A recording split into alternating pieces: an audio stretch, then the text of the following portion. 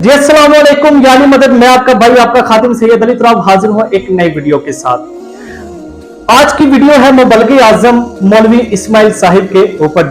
जिस वीडियो के मुतालिक बहुत से मेरे भाइयों ने कमेंट्स भी किए थे कि भाई मौलवी इस्माइल साहिब के बारे में कोई वीडियो बनाएं। बिल्कुल, आज की वीडियो में हम बात करेंगे मौलवी इस्माइल साहिब के बारे में कि मौलवी इस्माइल साहिब शिया क्यों हुए, उन्होंने शिया मसलक को क्यों इख्तियार किया। तो वीडियो शुरू करने से पहले आप लोगों से एक रिक्वेस्ट है कि हमारे चैनल को सब्सक्राइब कर लें और बेल आइकन को क्लिक करना मत भूलिएगा। और अगर वीडियो अच्छी लगे तो लाइक कीजिएगा, शेयर कीजिएगा। तो वक्त को जाया किए बगैर चलते हैं हम अपनी वीडियो की जानिब। जी, मौलवी इस्माइल साहिब मुबल्लिग आजम, जिनके शिया कम्युनिटी के ऊपर बहुत ज्यादा एहसानात हैं।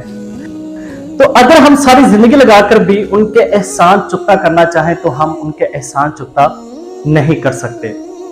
मौलवी इस्माइल जो एक देवबंदी फिका से ताल्लुक रखते थे, आखिर वो शिया क्यों हुए? कौन सी ऐसी बात है जो उनको शिया होने पर मजबूर कर गई?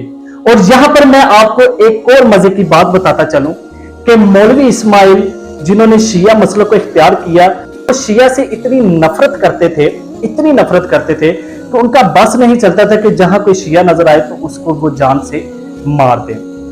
तो इसी तरह मौलवी इस्माइल साहिब जिस गांव में रहा करते थे, जहां पे उनकी रिहाइश थी, उसी गांव के साथ एक और छोटी सी बस्ती थी जहां पे एक बहुत ही गरीब मस्कीन सैयद रहा करता था। उस सैयद को पता लगा कि मौलवी इस्माइल साहिब हैं और इनका बड़ा इल्म है। उसने मौलवी इस्माइल साहिब को खत लिखा, एक लेटर लिखा। उस लेटर में यह कहा कि मौलवी साहिब, मैं आपसे मिलना चाहता हूं और चंद सवालात करना चाहता हूं। जब मौलवी इस्माइल साहिब के पास वो खत पहुंचा तो उन्होंने उस खत को पढ़ा। तो जब उसके नीचे उन्होंने नाम पढ़ा कि वो किसी सैयद का है, किसी शिया का है, उन्होंने उस खत का जवाब देना भी गवारा ना समझा। थोड़ा वक्त गुजरा तो उस सैयद ने फिर से खत लिखा, फिर वही माजरा हुआ। फिर थोड़ा वक्त गुजरा तो उस सैयद ने फिर से जब तीसरी दफा खत लिखा तो जो मौलवी इस्माइल साहिब के चाहने वाले थे, जो उनको सुनते थे, जो उनके फैंस थे, उन्होंने कहा कि मौलवी साहिब, आप आखिर उसकी बात सुन क्यों नहीं लेते? पता तो लगे आखिर वो पूछना क्या चाहता है, कहना क्या चाहता है। जब बहुत से लोगों ने उनको फोर्स किया तो वो इस बात के लिए आमादा हुए और उन्होंने खत में लिखा कि मैं तुमसे मिलने के लिए तैयार हूं, तुम आ जाओ अपने सवालात लेकर। अब वो दिन आ गया जिस दिन उस सैयद ने मौलवी इस्माइल साहिब से सवालात करने थे। वो वहां पर मौलवी इस्माइल साहिब के पास पहुंचा और बड़ी ही नजाकत के साथ सलाम पेश किया।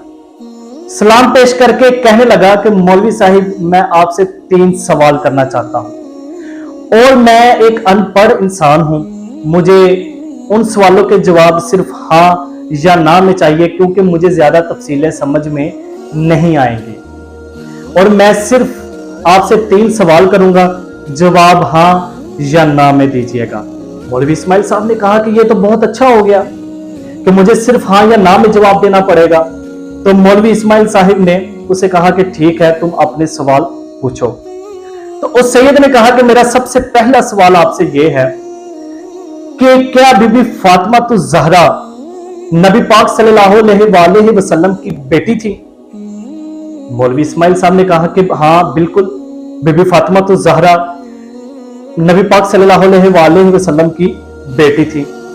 उस शख्स ने कहा कि मौलवी साहब, मेरा आपसे दूसरा सवाल और जवाब सिर्फ हाँ या ना में चाहिए, क्योंकि मैं अनपढ़ बंदा, मुझे ज्यादा तफसीलें समझ में नहीं आएंगी, इसलिए मुझे जवाब सिर्फ हाँ या ना में चाहिए। मेरा दूसरा सवाल यह है कि क्या बीबी दरबार अपना हक लेने गई थी? अब मौलवी साहब ने उसको बड़े गौर से देखा और थोड़ा सा परेशान भी हो गए। उन्होंने आगे से मौलवी साहब ने जवाब दिया कि हाँ बिल्कुल, बीबी अपना हक लेने गई थी। उस सैयद ने कहा कि मौलवी साहब, मेरा आखिरी और तीसरा सवाल, जवाब सिर्फ हाँ या ना में चाहिए, मुझे तफसील नहीं चाहिए। क्या बीबी हक लेकर वापिस आई थी?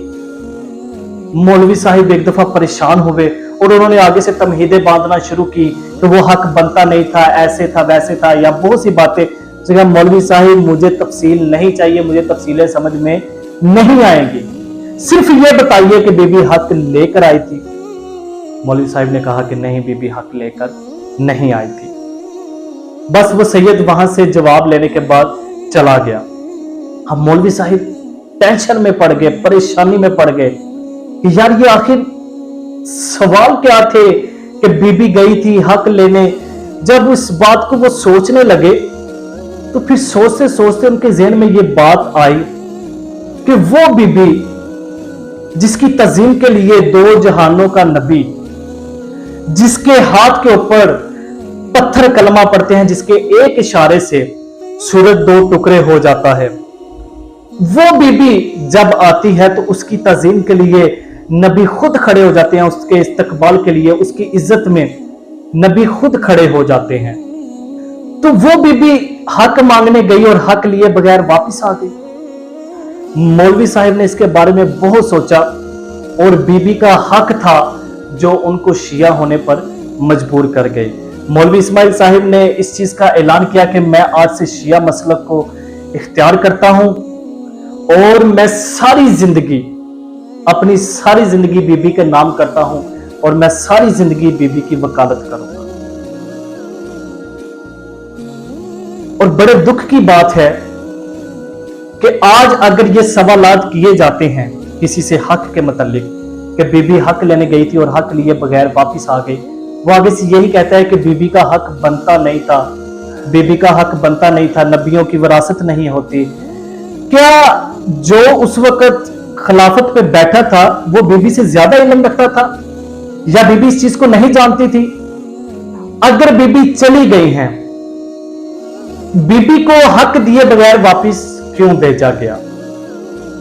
हक बनता था या नहीं बनता था? अगर बीबी गई है, हमारे मुताबिक ये नहीं है कि हक नहीं बनता था, हमारे मुताबिक ये है कि अगर बीबी गई है तो हक बनता था। अगर नहीं बनता था आपके मुताबिक तो आप यही सोचे कि वो कितनी बड़ी हस्ती है, खुदा का पर्दा है, जो हक मांगने गई हैं, सरे दरबार उनको खड़ा किया गया, उनको जुटला दिया गया और उनको वहां से वापस भेज दिया गया। आपकी इसके बारे में क्या राय है? आप क्या कहेंगे? कमेंट में लाजमी बताइएगा। मुझे दीजिए इजाजत, मुलाकात होगी अगली वीडियो में। तब तक के लिए अल्लाह हाफिज, अल्लाह निगहबान। अल्लाहुम्मा सल्ली अला मुहम्मदिन व आले मोहम्मद।